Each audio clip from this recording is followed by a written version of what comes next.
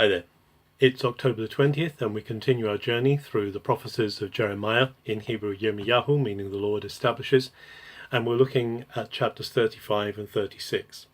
In these two chapters there are two very vivid stories which tell a story of Jeremiah's prophecies and of the cost to him of his prophecies. In chapter 35, the Lord says to Jeremiah to go and speak to a tribe of people within Israel called the Rechabites, who are the sons of the descendants of Jonadab, the Rechabite. And Jonadab has taken a vow that his descendants will never drink wine. Not only will they never drink wine, but they also won't plant vineyards, they won't sow seed, they're going to live in tents, and they're going to be a people who rove, and they're going to be people of herding rather than agriculture. And so the Lord says to Jeremiah, go and tempt the Rechabites and go and get wine and put it before them and say to them, drink this wine. And so Jeremiah does this. He obeys the Lord. He goes to the Rechabites and he says, here's wine, drink it. And of course they say, we won't drink wine because we are bound by the word of our forefather Jonadab, who said, you will not drink wine, you will not plant seed, you will not plant vineyards, you will live in tents, you won't live in houses, you won't build buildings for yourselves. And they are true to this commitment.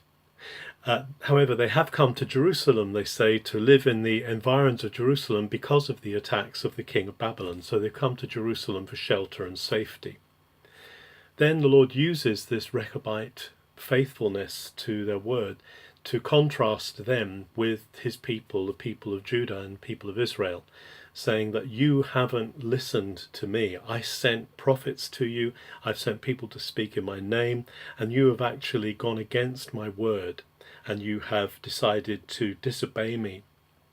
And because of that, the Lord is going to bring the judgment upon them, the people coming from the north. Nebuchadnezzar is going to come and destroy Jerusalem. But at the end of chapter 35, the Lord blesses the descendants of Jonadab. He blesses the Rechabites, and he says, you will continue, you will stand, because of the faithfulness you've shown to the covenant that your forefather made.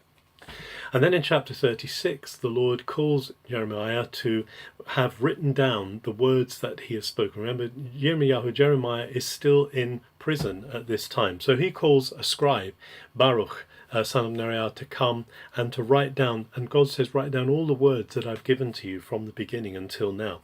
So so Barukh comes and he writes down the scroll. He writes everything down. Now, when he's finished writing the scroll, Jeremiah says, look, I'm in prison. I can't bring this to the people. I can't speak these words. But Barukh, you have to go to the temple. You go to the house of the Lord on a fast day, and you read these words in the hearing of all the people. So Barukh obeys, and he goes off and he stands before the people, and he pronounces all of the words from the Lord that Jeremiah has said. This is heard by a leader by the name of Michayahu. Michayahu means who is like God.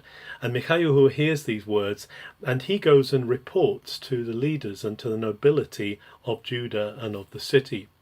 And when he says what's been happening, what Barukh has done in the temple, the leaders are really concerned, and they say, get Barukh to come and to read to us the things that Jeremiah is saying.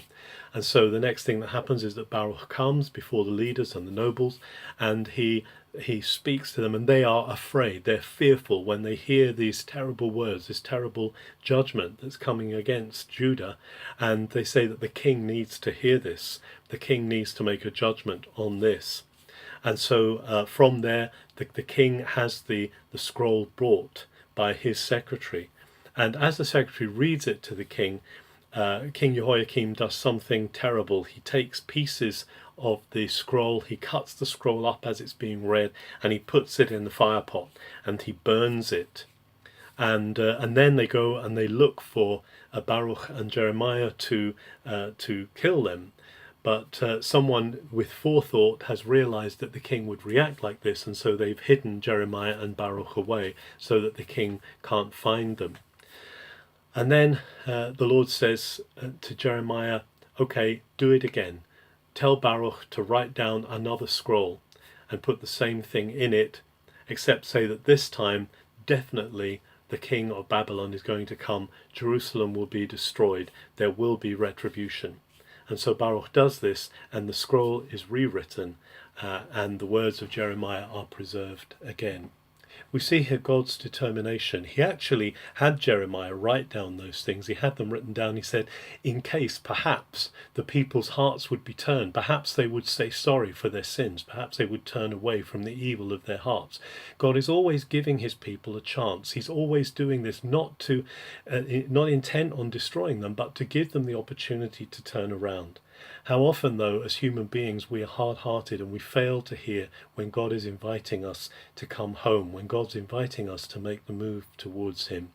May we again be soft-hearted today towards God. May we bring to him our lives which are always in need, in constant need of him. May we not be closing our ears to his call, but constantly receiving what he has written down for us in this amazing book that he has given to us, that preserves for us God's message, God's love, God's words of redemption. Have a very good October 20th.